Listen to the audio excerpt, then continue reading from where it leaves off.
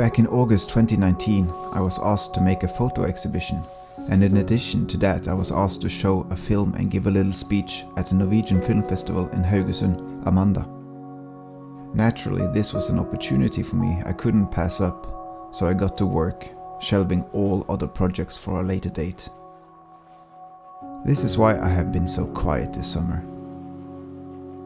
And this video right here is the story behind the exhibition.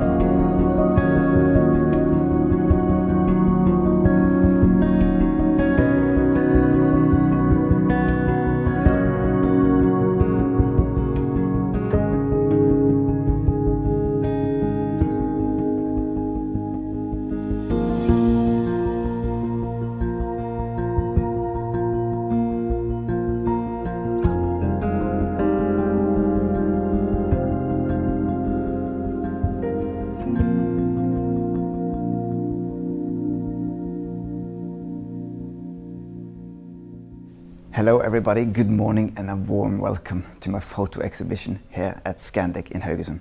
The exhibition is titled Formet av vann, which is Norwegian for shaped by water, and the exhibition consists of landscape which has been shaped by water. So this is the showroom, and it's quite spacey, I really like it. And behind me now, you can see it on the screen there, I'm constantly playing the commercial I made for the exhibition, and I can play that for you right now so you can see it more clearly.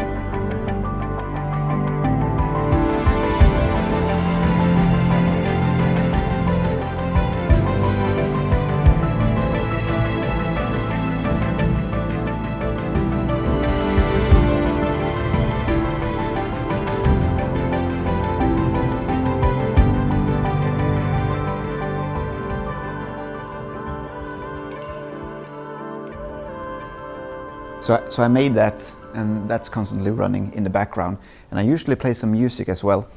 I play music from this band right here, Rags and Feathers, my own band. I have turned it off now so you can hear me speak more clearly. All right, exhibition time. The first thing I did when I was planning the exhibition was to pick a theme. And I had a few suggestions, but in the end I ultimately ended on the theme Shaped by Water, Formet av vann. And it focuses entirely on landscapes which has been shaped by water in some way or another. And after that I picked a color code, and the color code I chose was blue and black. That was the two main colors, blue, black and white. And then I started selecting the images, and the first images I chose were the images I had taken on Svalbard. You know that from the first video from Svalbard, when me and my father and Arnstein, our guide, we climbed down into the ice cave underneath Longyear Glacier, and I took these almost ethereal images of that blue icy cave, and I chose my 5 favorite images from that cave.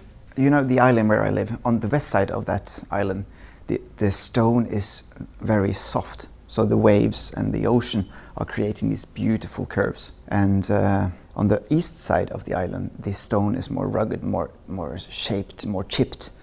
But I photographed a lot on the east side, and I tried to find scenes that mimicked the landscape from Svalbard, the shapes from that ice caves, and I tried to find that on 𝐂𝐚𝐬, 2 vastly different places in the world, and I tried to find the shapes that resembled each other. And to some degree I think I've managed to do that, and it's quite interesting, and I think the cohesive tone between the soft lines and the almost like painterly images, it works really, really well together. So I'm quite pleased with that. After a while in the exhibition, towards the end, I'm going away, I'm going outside the cave, I'm going to more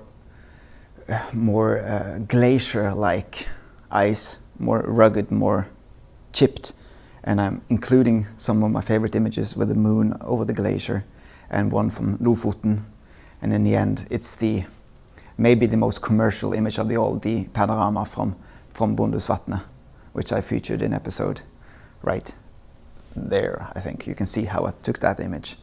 So I'm kind of ending it outside of the cave, but still very much in theme with the other images.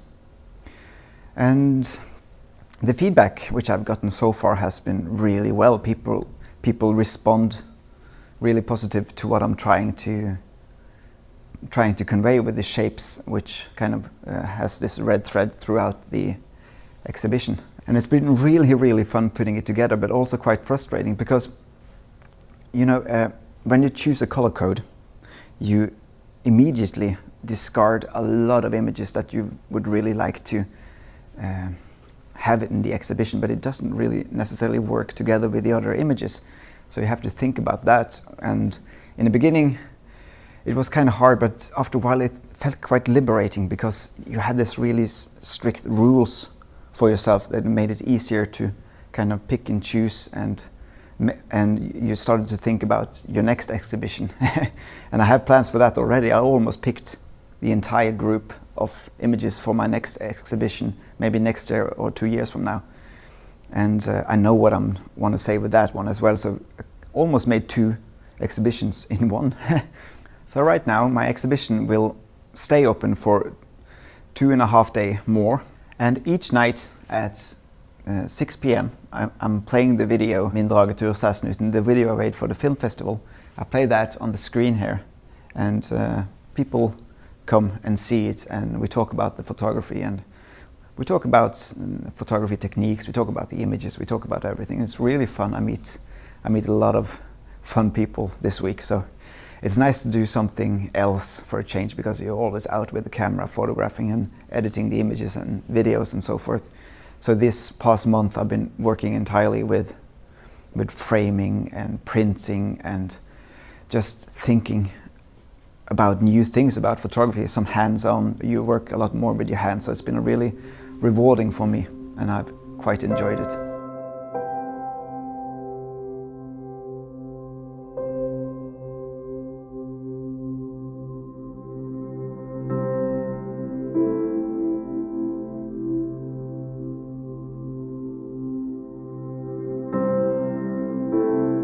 Yet again, another good morning to you all. It's day 4 of my exhibition, and in the wee hours of the day, it's a bit quiet. People don't tend to turn up until after work, so I have a few hours in the morning before the people show up.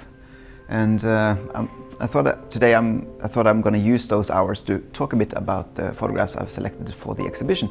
And we're going to start with number 1. And this is number 1. And it's titled 𝐂𝐚𝐦𝐿. And 𝐂𝐚𝐽𝐿 means one-time path in English. And I chose that name because this was photographed down in the melting water ice caves on Svalbard, and each year the melting water takes a new turn, erasing the old path. So it's a one-year photograph, so this can't be replicated anymore. And this shape, I've tried to find the equivalent back on 𝐂𝐚𝐬 towards this image, number 2, as you can see here. And this is called forvridd, which means twisted. You see it's a similar shape. It's not 100% similar, but I've tried to kind of mimic the shape from Svalbard to 𝐂𝐚𝐬. And it's a very dark image. You can see the really dark walls. It's kind of, you have to go through a really dark path to enter the light at the end. So I've purposely made this image a lot darker. I really like it. It's very moody. And let's go to number 3. And this is number 3. It's from the same glacier, Longyear Glacier, as number 1. There's some reflection here I can see, so I'll put it on screen. And I've thought that looked almost like a highway, so I've titled that image vannvei, which means waterway in English. And you can see the lines move like this into the image, a beautiful set of greens here as well as with the blue, and it goes like this inwards. And the equivalent of that on 𝐂𝐚𝐬 is this one, number 5 over here, no 4, sorry. And this one is called farvel-overgang, and in English that means farewell transition, which is a wordplay of one of my favorite songs of one of my favorite bands, Magnolia Electric Company. Of course, they were known as Song So Higher back then, and they have a song called Farewell Transmission. It's a bit of a wordplay on that. Not many people would get that, I'm sure, but you can see the same lines and the same kind of fluid rocks inwards, it kind of moves inwards the landscape. I'm really fond of that image. It's an old image. And that brings us to picture number 5, which is this here, one of the images that kick-started the exhibition. My first image from that glacier cave. And this one is called lydløs, and lydløs in English means soundless or no sound at all. And it comes from that we were outside the glacier entrance and the wind was howling and the snow was whipping and there was a lot of noise. And we climbed down into the caves and it was dead quiet and pitch black. And when we put up our flashlights and started to highlight the path, this was one of the first things I saw, and I really like this image. All right, let's move on to number 6, which is this. And this one is called Formet av vann. And Formet av vann means shaped by water, which is the title of my entire exhibition.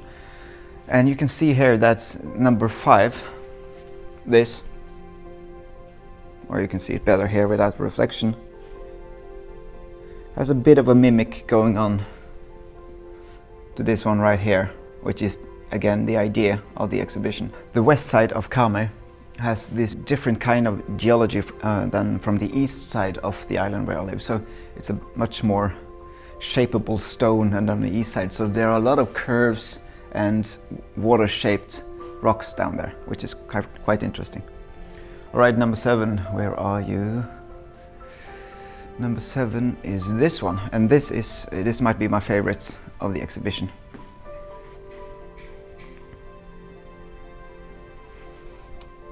It's titled 𝐂𝐚𝐦𝐿. And to be honest, I'm not sure what 𝐂𝐚𝐦 is on English right now. It's you know, when you cut down a tree and there are these lines in the inside the tree which determines how old the tree is. You know what I'm talking about. And I thought, because there's maybe 100 meters of glacier ice downwards here, and then you have this gravel line, which might mean there has been a few years without ice, and then the ice comes on top of that again. So it's kind of a tree line thing for the ice. It's isens åring. I'll put the proper English name down below so you can see what I mean. And I absolutely love the tones in this, the blue, the blacks, the white, the green. It's one of my favorite, and the leading line of the gravel just pulls you inside this unusual world, so to speak. I really like it. All right, let's move on. Number 8, where are you? Here you are. And this one is quite special. It's called the Blue Minute, the Blå Minute, and it's taken on Svalbard as well. And it was a day with bright sun. It was the last day we were on our way to Barentsburg. You can see that video right here where I took it. And it was bright sun, and suddenly the light shifted. There came some bluish clouds covering everything, and it made the light so flat that we couldn't tell up from down when we was driving our snowmobiles. And we actually took a wrong turn and ended up where we were not supposed to be, so we had to go back. And the light was so flat we couldn't even see our own tracks. But we had a GPS working, so we came to a hut where we took a small rest and had a bit of coffee to drink. Which reminds me, I have some coffee here. I had to have a sip. And while we were staying at the cabin, I saw these hills off in the distance. And I snagged that photograph handheld. And it's one of my favorites from Svalbard. It's almost like a painting. And a visitor that was here, a lady, was looking through my test prints, and she held the image upside down, and she looked at it and she said, "Wow, that's a beautiful image." And then I thought, oh, it's the same upside down. And I thought that was pretty interesting. All right, let's see here. Number 9. Number 9 is this one. And it's closely related to number 10.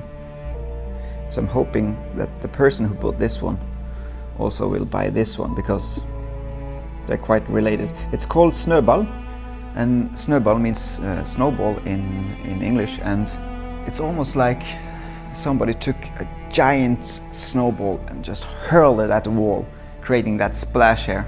So it's a close-up of a glacier. I really like it. It's a tiny regret with the exhibition, I have to admit, that I think that image, Snowball and the Blue Minute, this one, they could stand to be the same size as number 10 here. They could be a bit larger.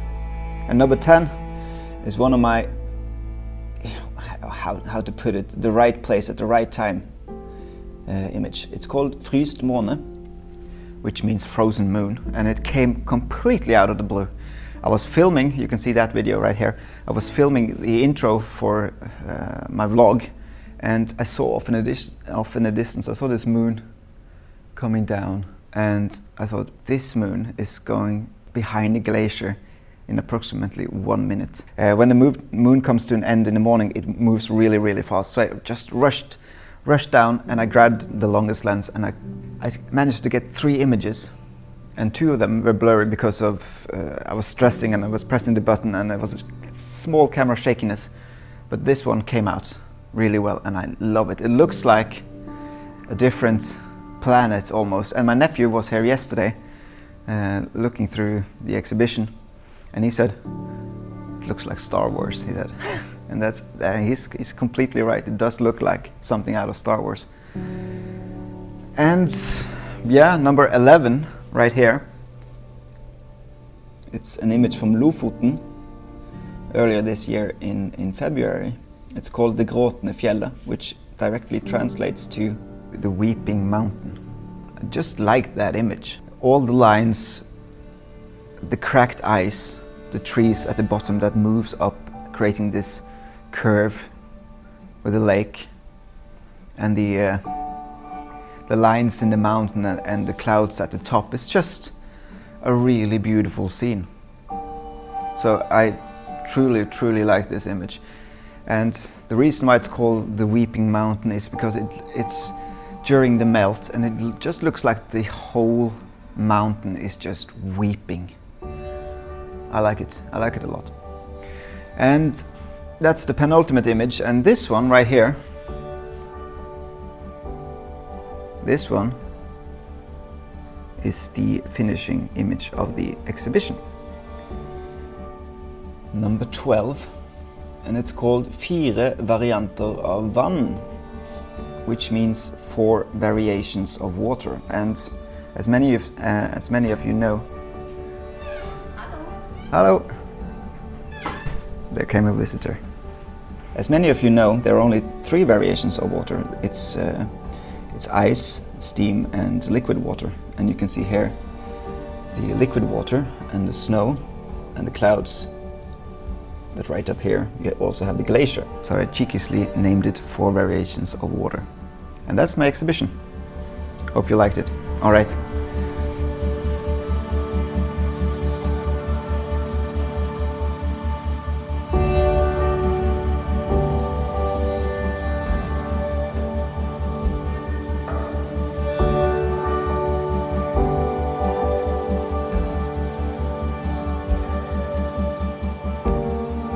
So, I'm not sure if you learned anything new about setting up an exhibition, but it's been a lot of fun for me talking about it. And please let me know in the comments what you think about the exhibition, and if you have any questions that you wish I should have touched upon in this video, feel free to ask them down below. I'll try to answer them as good as I can, I suppose. All right, I think I rambled long enough, so thank you for listening and thank you for watching. Take care of each other, and I'll see you soon. All right. Bye-bye.